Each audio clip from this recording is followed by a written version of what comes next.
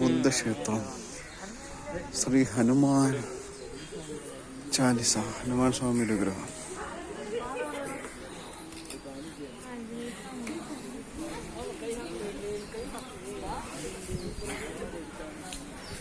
മണി കണ്ട കെട്ടിവെച്ചേക്കുന്നുണ്ട്. മണി വലിയ മണിയാ. അടിക്കാതിരിക്കാനല്ലേ കെട്ടിവെച്ചേക്കണം.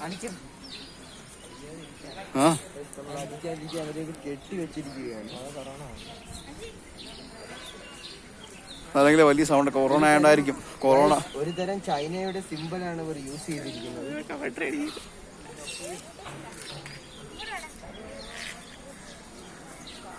Chinese dragon ആടാ. Chinese dragon.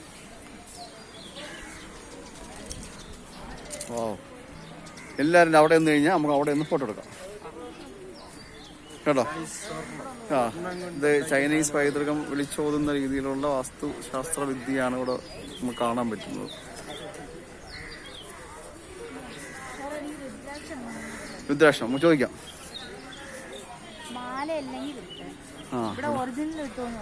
ഒറിജിനൽ ഇട്ട് എത്ര? 7 മുഖോ 5 മുഖോ? ബുദ്ധക്ഷേത്രം, ലക്ഷ്മി നാരായണൻ.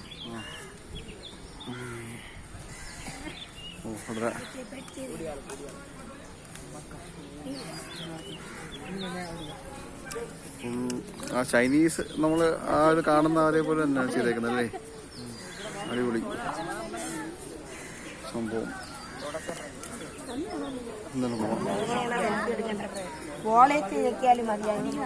ജെബി അമ്പലത്തിൽ നിൽക്കുമ്പോഴെങ്കിലും അടിവിടാൻ നിൽക്കൂ. തൊഴുവടാ, ചെല്ലു പോ. നാളെ ഇടി, നാളെ വമ്മാൻ ഇടിയുള്ളതാ. അപ്പോൾ നമ്മുടെ കുട്ടികളെല്ലാം അമ്പലത്തിൽ ഒന്നിങ്ങനെ തൊഴുകാനായിട്ട് നിൽക്കുകയാണ്.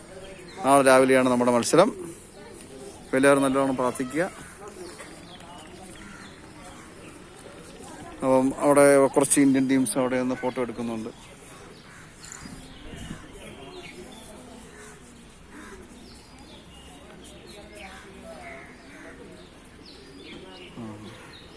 ആ മലയുടെ മുകളിൽ എന്തോ സംഭവം ഉണ്ട് കേട്ടോ. അത് തന്നെ, അവിടെ എന്തോ സംഭവം ഉണ്ട്.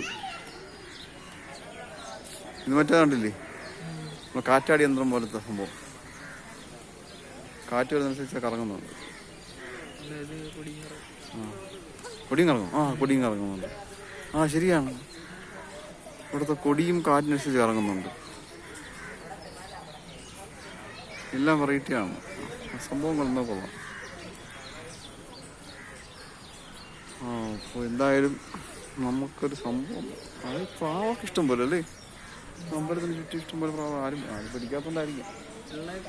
വെള്ളപ്രാവ് തന്നെ ഇവിടെയും കുറേ ഇരിക്കുന്നു. ഇതിന്റെ മുകളിലും ഉണ്ട് ഒരുപാടുണ്ട് വെള്ളപ്രാവ്.